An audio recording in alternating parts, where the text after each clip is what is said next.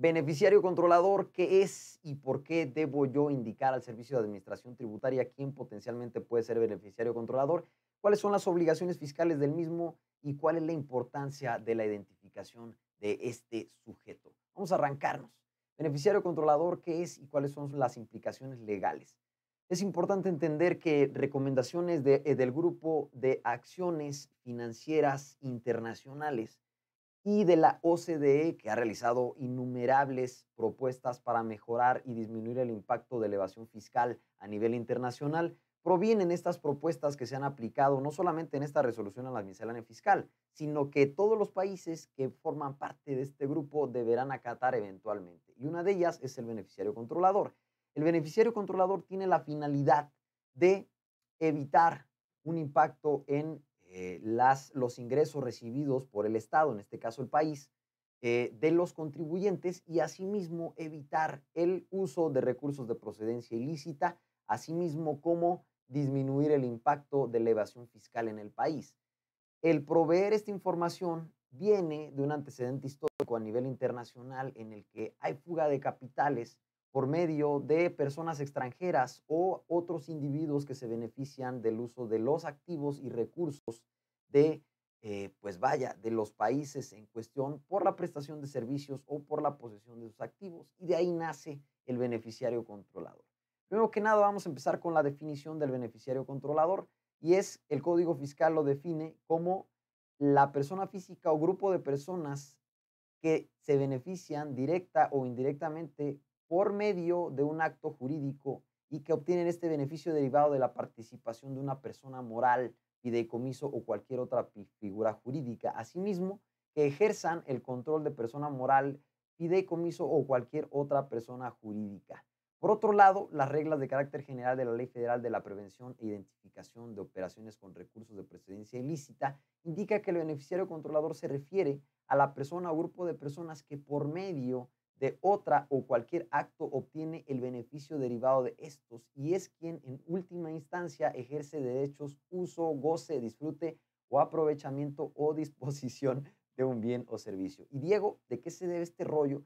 Pues bueno, prácticamente aquellas personas que tengan incidencia sobre las políticas o decisiones de una sociedad o asimismo que tengan el uso o posesión para el manejo de los recursos de esa sociedad potencialmente pueden verse beneficiadas de alguna manera.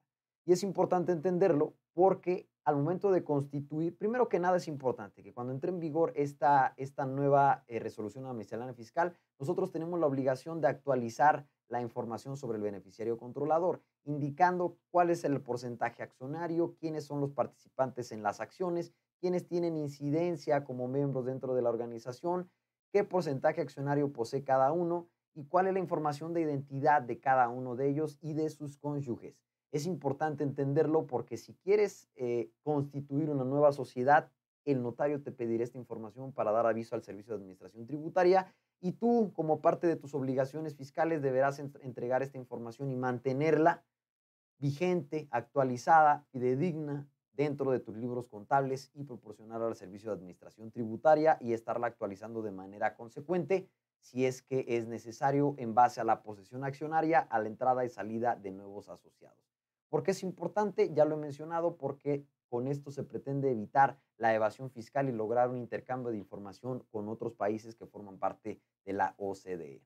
¿Cuáles son las principales obligaciones? Pues bueno, es importante entender que esta información debe entregarse al Servicio de Administración Tributaria por medio del portal del SAT y asimismo deberá permanecer dentro de la asociación, dentro de los libros contables, deberá permanecer una política de cómo se seleccionó y encontró al beneficiario controlador y la información referente a ello, como la información de identidad que ya les he comentado. Que adicional a la información que ya te comenté, pues es implícito también mencionar que deberemos considerar información de identidad como CURP, RFC y domicilio de la persona o asociado en cuestión o socio que posee acciones o que tiene posesión o que puede de alguna manera incidir sobre las políticas de la sociedad.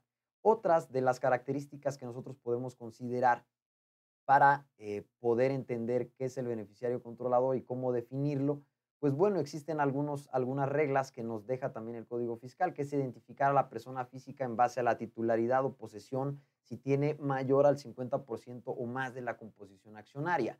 Y por otro lado, identificar a los socios titulares que posean cualquier otra propiedad o valor en copropiedad o cotitularidad con otros accionistas o socios.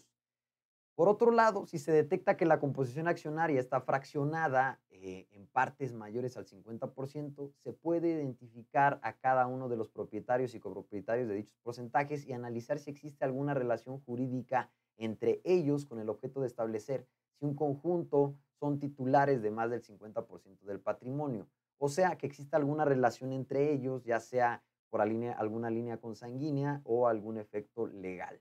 Por otro lado, debemos también considerar que el beneficiario controlador tiene algunas características importantes. Si no se han cumplido las tres reglas que te he mencionado, deberemos también considerar que debemos visualizar y considerar que aquella persona que imponga decisiones dentro de la asamblea puede ser un beneficiario controlador. Aquel que pueda nombrar o destituir algún consejero o lo equivalente, o aquella persona que tenga incidencia directa sobre las políticas de la asociación por medio de la asamblea, o que simplemente sea poseedor de los poderes para efectos del uso de los recursos, como en este caso mayormente es el tesorero, esa persona es el beneficiario controlador.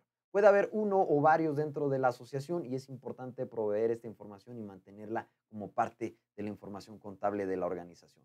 Intentamos hacer este video lo más clarito y lo más rápido posible porque estoy seguro que les encantan estos materiales cortos, entonces prácticamente es todo por este video. Les recuerdo, mi nombre es Diego Rendón, maestro en fiscal. Los invito a que se suscriban a este canal, los invito a que vayan a ver otros videos que hablamos sobre reciclo, personas físicas, personas morales, sobre la obligación de las sociedades, sobre las organizaciones sin fines de lucro. Estamos hablando sobre la cancelación de facturas, FDI, sobre la deducibilidad, sobre los efectos fiscales de los contratos y algunos otros temas más en materiales muy cortos y digeridos. Chicos, espero que les vaya muy bien. Gracias por su preferencia. Que tengan un excelente día.